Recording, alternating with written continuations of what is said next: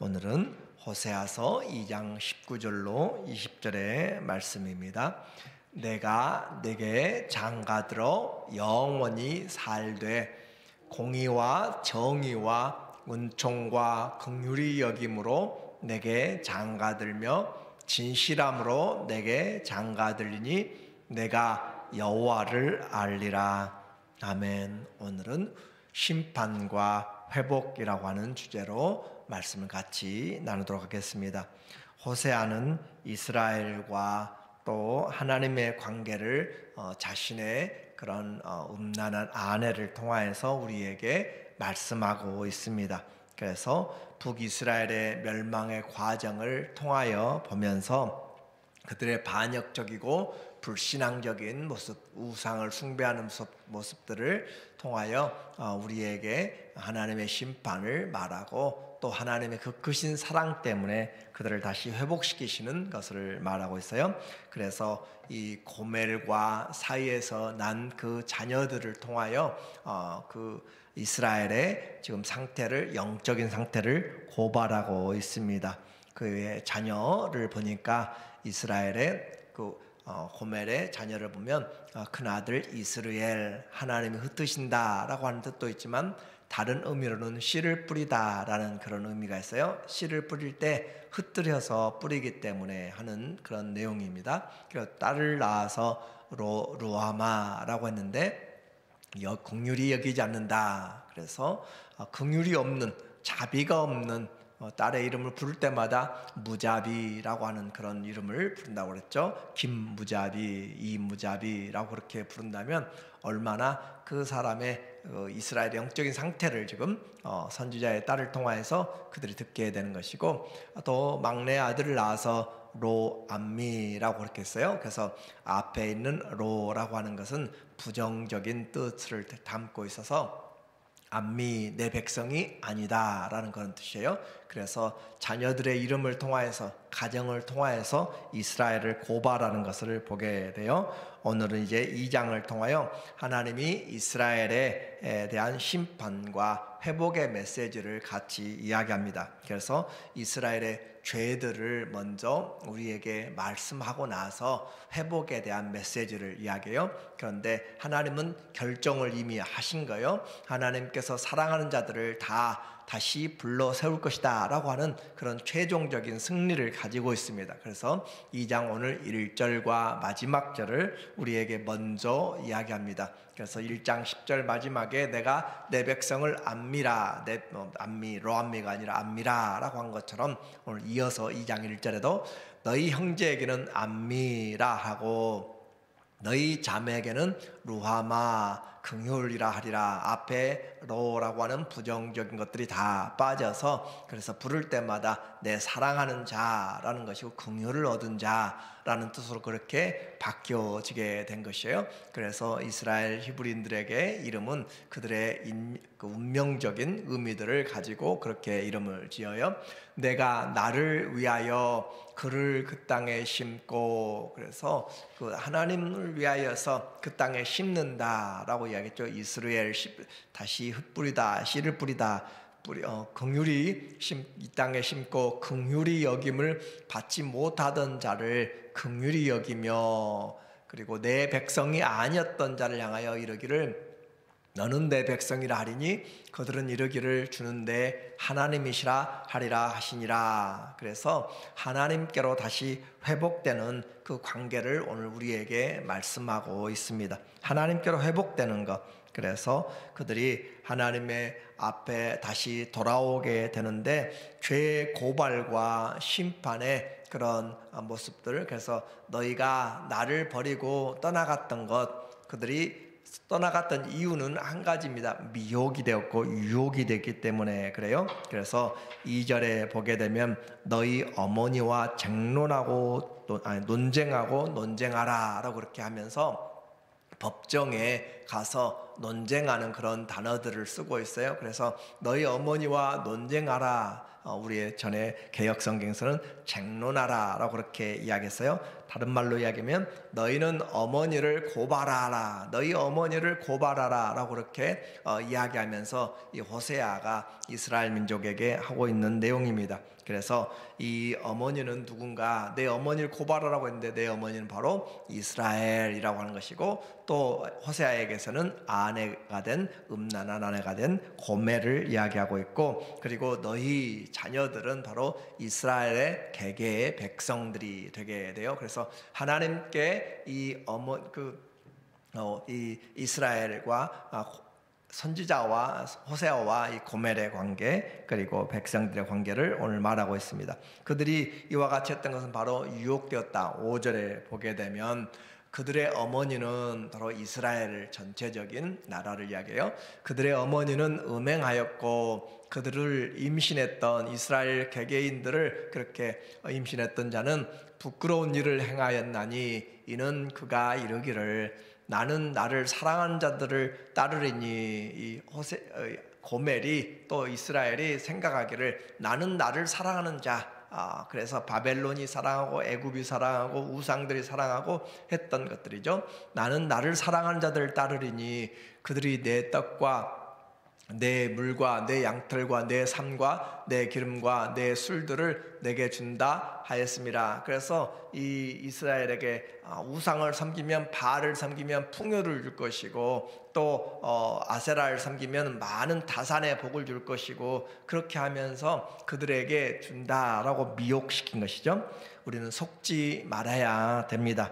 우상과 이 쾌락적이고 좋은 것 같지만 그것은 결국 신기루 같은 것이고 다 헛된 것이고 마음만 다칠 뿐이에요. 그래서 물질과 그 쾌락에 유혹되어서 쫓아갔는데, 그들이 복을 준다고 쫓아갔는데 결국은 복이 아니라 오히려 이 고멜에게 가졌던, 또 우리가 가졌던 것들을 굿값으로 다른 재앙을 액땜하는 것들로, 모든 것들로 다 오히려 탕진해버리고 말아서 아무것도 남는 것이 없습니다. 그래서 그들이 가지고 있던 은금보화, 금은보화도 전부 우상에게 다 바치고, 마치 불치병에 걸린 그 여인이 이것저것 몸을 고치려고, 병 고치려고 하다가 재산을 다 탕진한 것처럼 그렇게 해버렸는데, 그 준 것, 그렇게 가지고 있는 것도 전부 하나님이 주신 것이죠.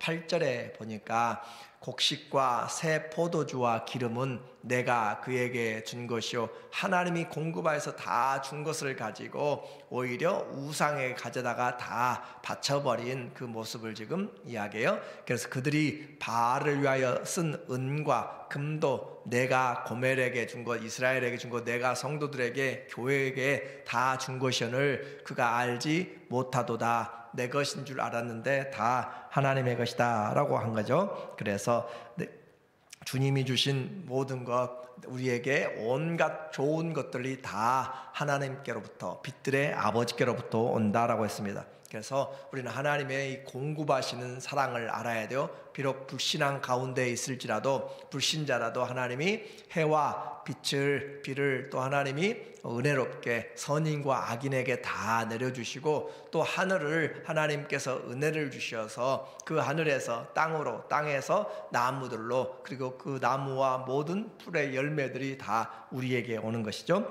21절에 하나님의 온갖 선물을 말하기를 여호와께서 이르시되 그날에 내가 응답하리라.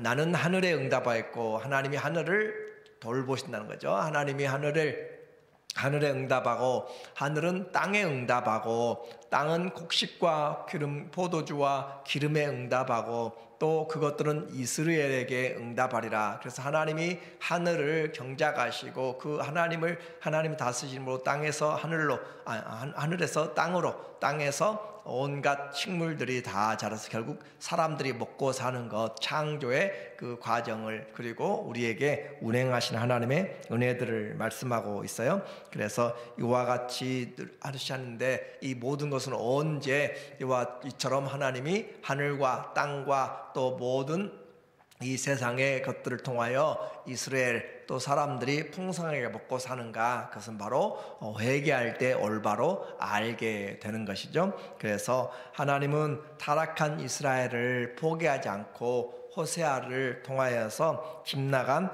이 고멜을 다시 찾아가게 만들고, 그를 타일하게 만들고, 시험에 든 자를 찾아가서, 낙심한 자를 찾아가서 그들의 마음을 회복시키는 것으로 하나님의 사랑을 계속적으로 전하는 것이에요. 그래서 14절에 보면 하나님이 얼마나 그 사람을 위하여서, 이스라엘 위하여서 노력하시는가. 그러므로 보라, 내가 그를 타일러 가서 돈을 다 써버리고 아무것도 남지 않고 오히려 속아서 빈털털이 되고 병들고 그와 같이 망해버린 것이죠. 그를 타일러 거친 들로 가서 데리고 가서 말로 위로하고, 여기서는 그를 타일러라고 그렇게 이야기했는데 우리 개역 한글에서는 그를 개유하여라고 해서 개유하여. 그래서 그 말은 그를 꿰어서 또 유인하여서, 여기서는 타일러서, 그렇게, 그러니까 하나님이 그를 돌아오게 하려고 여러 모양으로 지금 해서 그를 교훈하고 타일고, 또는 하나님도 그를 꿰이고 그렇게 유인하여서 설득하였다, 그 말이죠. 마음을 열게 하여서 의의 길로 인도하시는, 그래서 그를 타일러 거친 들로 데리고 가서 말로 위로하고, 거기서 비로소 그의 포도원을 그에게 주고 아골골짜기로 소망의 문을 삼아 주리니, 그가 거기서 응대하기를 어렸을 때와 애굽 땅에서 올라오던 날과 같이 하리라. 이 애굽 땅에서 올라올 때 포로되었다가 그들이 나와서 할 때는 신혼의 관계잖아요. 하나님과의 새로운 출발을 지금 말하고 있어서 하나님께서 그에게 이 고멜을 다시 이 선지자가 찾아가서 그를 위로하고 감싸주고, 다시 와서 그에게 포도원, 잃어버렸던 포도원의 기업을 다시 회복시켜주고, 아골골짜기 같이 그렇게 심판받고, 그 심판받았던 것이 바로 소망의 골짜기로 소망의 문을 열어주심으로써 그 피폐하고 낙심한 인생을 하나님이 다시 회복시키신다라고 그렇게 말씀하는 거예요. 그래서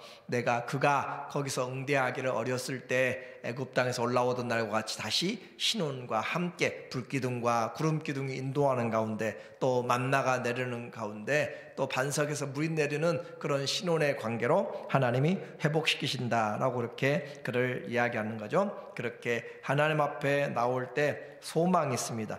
이스라엘에게 이제 하나님께서 그들을 불러내고 할 뿐만 아니라 아예 그들이 떠나지 못하도록 하겠다라고 하는 것으로 하나님이 우리에게 장가드는, 이스라엘에게 장가드는 모습으로 오늘 읽었던 19절의 말씀이죠.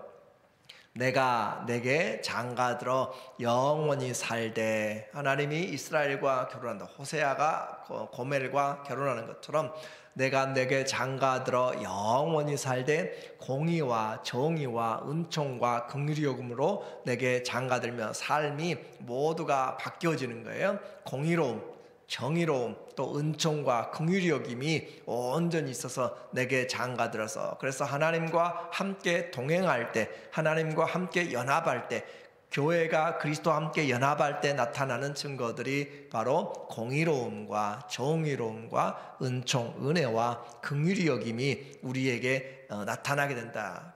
그 새로운 삶, 신데렐라가 그렇게 삶이, 왕자를 만나서 삶이 변하게 됐을 때 새로운 삶이 있는 것처럼 우리에게 그리스도로 말미암아 우리의 공의로운 삶, 정의로운 삶, 은총과 긍휼이 여김으로 우리의 생활이, 옛 생활이 벗어버리고 새 옷을 입는 거예요. 그래서 신앙생활은 새 옷, 새 사람, 우리에게 하나님 앞에 새 사람이 입어서 진실함으로 내게 장가들리니 내가 여호와를 알리라. 이 19절 20절에서 세 번씩이나 결혼의 이미지를 통하여서 진실함, 그리고 안다, 여호와를 알리라 라고 하는 것이죠. 안다, 경험적으로 이 신랑과 신부가 결혼함으로써 서로를 아는 것처럼 그렇게 안다라는 표현을 써서 하나님과 이스라엘이 관계 가운데서 알아가는 것을 말하고 있습니다. 이제 이스라엘이 자격이 있어서가 아니에요. 자격이 있어서가 아니라 오직 하나님의 은혜로 그 하나님의 그 크신 사랑으로 이스라엘이 회복되는 것이고, 죄에 빠진 자를 찾아가서 하나님이 소망의 문으로 그들로 하여금 다시 새로운 신혼으로 만들어가요. 그래서 온 우주가 하나님 안에서, 신랑이신 하나님이 신부를 위하여서 예비한 그런 은혜가 되는 거예요. 그래서 하늘과 땅의 모든 것들이 응답하여서 이스라엘에게 씨를 뿌리게 되고 긍휼을 얻게 되고, 그리고 내 백성이라 이렇게 다른 사람들이 보았을 때 내 백성이 아니라 이방인이었고 버려진 자였고 그랬는데, 이제는 가장 존귀한 자, 보배로운 자, 거룩한 자가 되도록 하나님이 그렇게 언약을 맺어준 것을 말합니다. 그래서 오늘 중심은 신랑이신 그리스도와 연합됨으로 신부는 신랑의 모든 것을 누리게 되는 것이에요. 그래서 신부의 그 거처, 신부의 누림, 신부의 자격, 신부의 권세, 신부의 존재의 모든 것이 신랑에 의해서 연합될 때 그의 삶이 바꿔지게 됩니다. 신랑은 사랑과 연합 안에서 새로운 삶으로, 그래서 에베소서 5장에 보면 그리스도와 교회, 신랑과 신부에 대해서 이야기해요. 에베소 5장 26절에 이는 신랑이 이제 교회를 신부를 어떻게 하는가, 이는 곧 물로 씻어 말씀으로 깨끗하게 하사 거룩하게 하시고 공의로움과 의로움과 또 은총으로 그렇게 행하는 것처럼 자기 앞에 영광스러운 교회로 세우사, 그리스도 앞에 영광스러운 교회로 세우사, 그래서 우리 한 사람 한 사람 그리스도의 신부된, 그리스도의 교회된, 몸된, 지체된 우리를 하나님이 그리스도가 우리를 영광스러운 교회로 세우사, 티나 주름 잡힌 것이나 이런 것들이 없이 거룩하고 흠이 없게 하려 하심이라. 그래서 우리의 각 사람에게 향하신 그리스도의 그런 마음들, 그러므로 오늘 우리가 기억해야 될 것은 내 신랑이 누구인가 라고 하는 거예요. 신랑이 그리스도인가 라고 하는 것을 보아야 되는 것이죠. 그리고 내가 그 주님의 이름으로 사는 사람인가 라고 하는 것을 오늘도 나는 누구와 함께 동행하고 사는가 라는 거죠. 그래서 먼저 주께 돌아올 때 하나님의 심판이 회복이 되고 하늘과 땅과 모든 만물이 우리를 위하여서 그리스도가 예배하신 소망의 문이 열리게 되고 또 다시 새롭게 되는 그런 많은 열매들을 맺게 됩니다. 저와 여러분의 삶이 그리스도 안에서 주님과 동행함으로, 그리스도와 연합된 그 관계에서 주님이 우리를 거룩하게, 그리고 날마다 말씀과 또 공급하심으로 새롭게 하고 하나님을 부르는 가운데 소망의 문들이 활짝 열리시기를 예수님의 이름으로 간절히 축원합니다. 아멘. 하나님 아버지, 오늘도 우리에게 그리스도 안에 회복시켜 주시고 주의 생명을 우리에게 부어주심으로 우리는 이제 주님을 알게 됩니다. 신앙생활, 하나님께 붙잡혀서 사는 결혼생활입니다. 온 우주가, 온 땅이, 모든 것들이 하나님이 우리에게 베풀어 주신 은혜의 선물인 것을 잊지 말고 끝까지 주의 이름으로 살아가는, 주님께 돌아와서 주님과 동행하는 그런 아름다운 신앙생활 하는 우리 모두 되게 하여 주시옵소서. 예수님의 이름으로 기도합니다. 아멘.